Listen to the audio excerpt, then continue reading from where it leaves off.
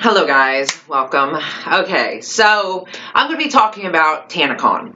Now, why I'm going to be talking about tanacon is because Shane Dawson, who, thank Lord for him, thank God for Shane Dawson, I cannot say that enough.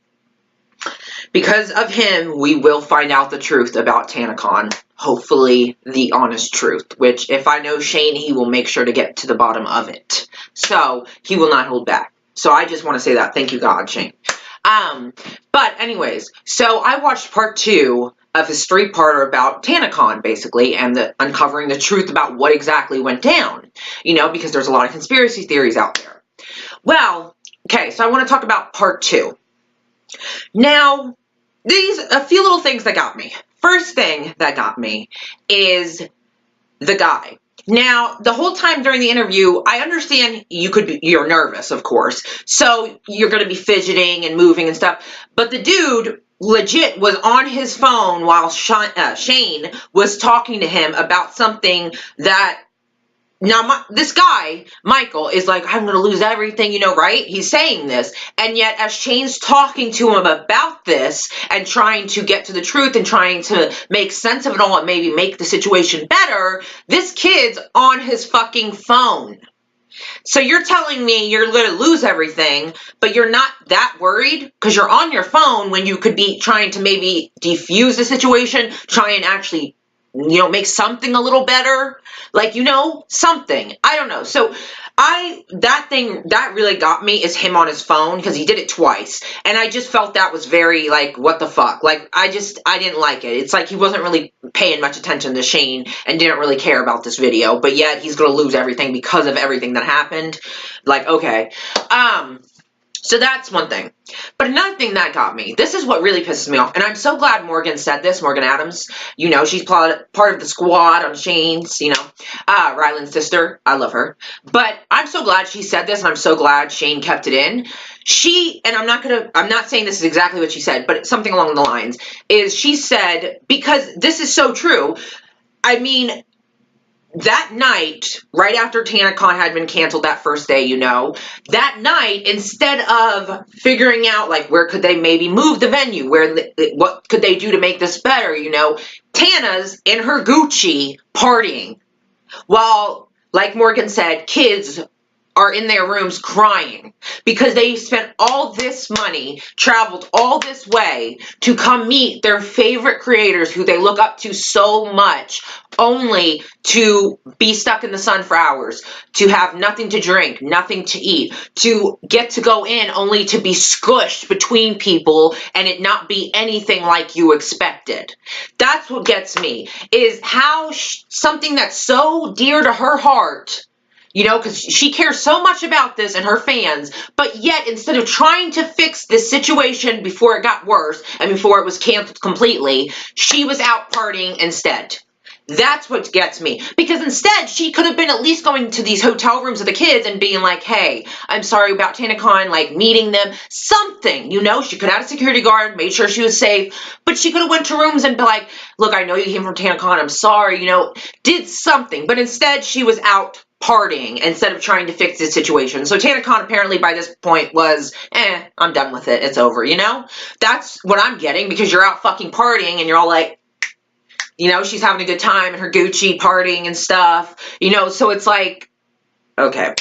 That does get me. That really gets me, because that pisses me off for these people. Like, these people, I mean, I just couldn't imagine. Like, that, God, I would be so upset. They better get their refunds. Like, that's so not cool, dude. Like, I feel so bad for these people, especially, like, I read one about a girl who gave up her sweet 16 party so she could go to tanacon, and her parents, you know, made it happen, and then it was canceled, and she never got to do anything or see anyone, and it's like, that is so fucking sad. Like, this girl gave up her sweet 16 to go to tanacon, and there was no tanacon. It basically was a fucking scam. That's another thing. Is it a scam? Was it a scam? You know, was this all just for the documentary? Because they were doing it since the beginning, you know. And I mean, I guess it makes sense. You are running this convention, so you want to document it. Like, you want to, document it. Yeah, whatever. I feel like I said it wrong, but I didn't.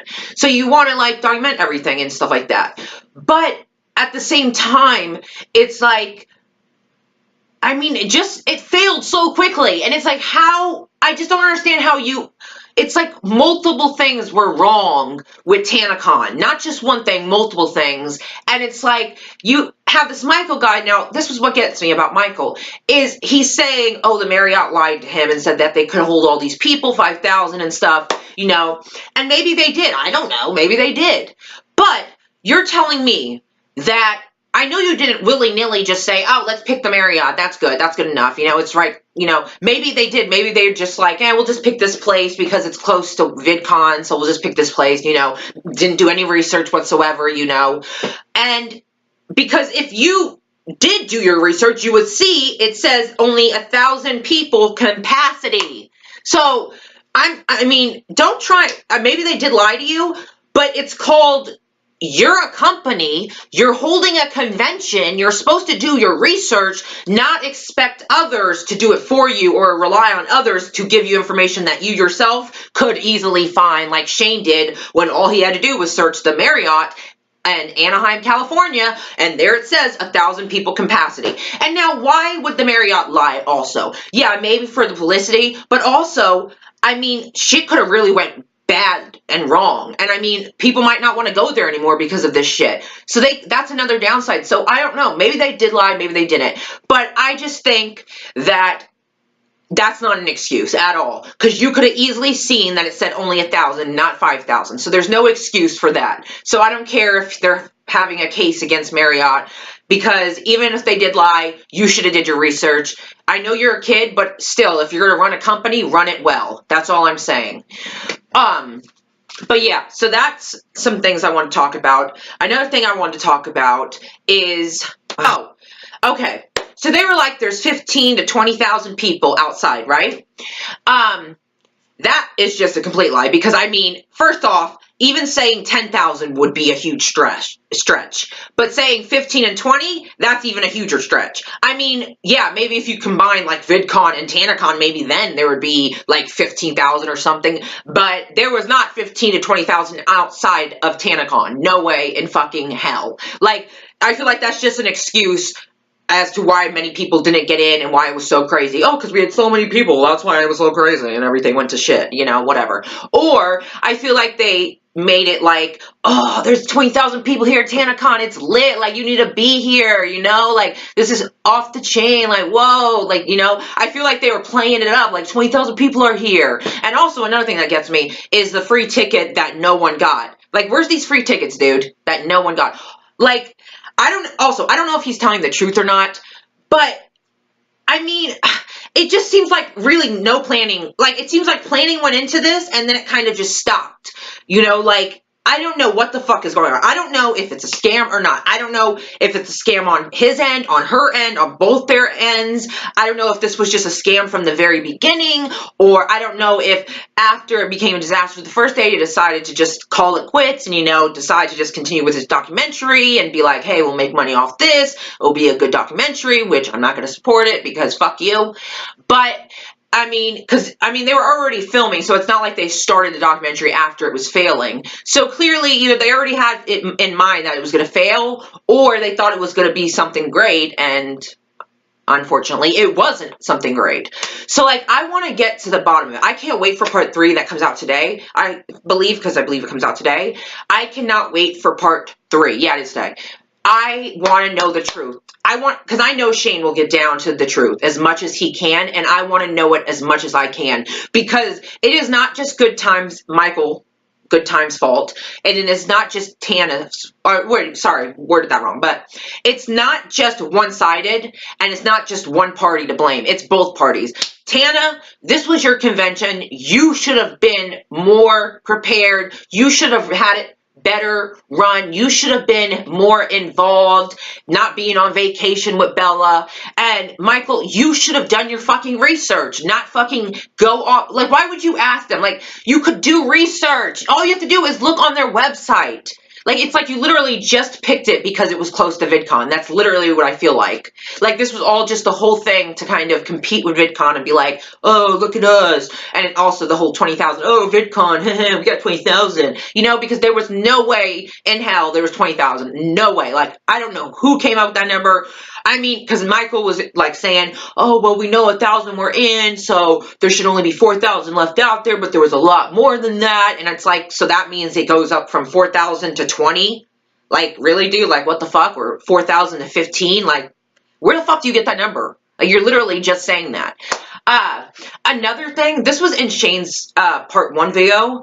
I don't know who this guy was, but when Tana was bringing out water to the people who were standing out there with no water, nothing, you know, waiting to get into this convention that they paid money for because nothing was free like it was supposed to be, you can hear this guy, she's with her security guards and stuff, and she has the box of water and stuff, and you can hear this guy as he's like filming her and stuff, and he's like, oh, Tana's trying to look good, so she's bringing out water now, or something along those lines, and she, like, is just like looking and smiling, you know, and it's like, I'm clearly that's a person with her, because I mean she's with her security, so it's not like it's just a fan like super close to her. Like, I don't think they would allow that, and it's a grown man's voice, like, or at least 20s, you know. So it's like, it's crazy that even if he isn't close to Tana, it's just crazy that someone said that, like, oh, she's trying to look good now, so she's bringing out water. That's pretty fucking crazy. Like, would it be false?